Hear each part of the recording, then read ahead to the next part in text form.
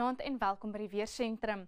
Môre is die wintersonstilstand. Dit beteken vanaf die aarde skyn die son sy mees noordelike posisie en daarom loodreg bo die Kreef-skeerkring en dis is dit môre die kortste dag en die langste nag.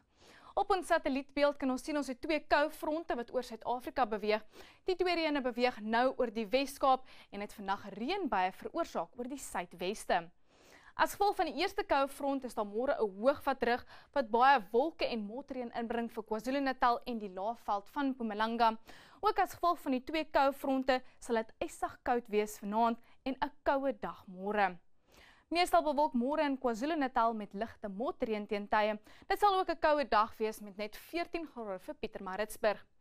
Ysig koud vanaand vir die Oos-Kaap, môre bly dit koel net 14 in Queenstown, 15 vir Bishu.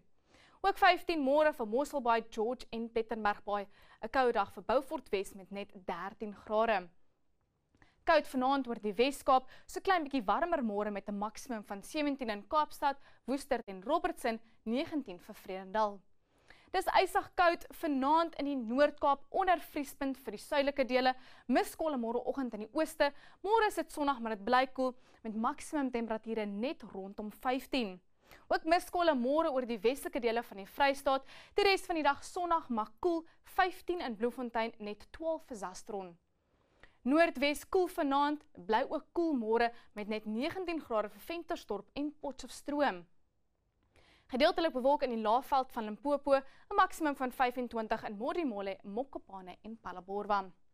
Dit koel op die Hoëveld, gedeeltelik bewolk en 19 vir Ermelo, laatmiddag motreën vir die Laagveld, 21 in Bombela. 'n Koeldag vir Gauteng, sonnig met 20 grade môre in Johannesburg, 22 word verwag in Pretoria. Koeler in Windhoek met 23 grade, 25 môre in Walvis Bay. Dit bly warm in die noorde van Namibië, 29 vir Oshikati. Die wind is môre lig oor die binneland, sterk langs die kus van die Oos-Kaap, westelik meer as 45 km/h.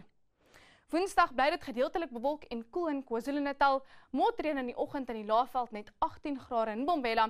Die koue weer bereik nou vir Noordwes, Gauteng, Limpopo en Mpumalanga met net 'n maksimum van 16 grade in Johannesburg.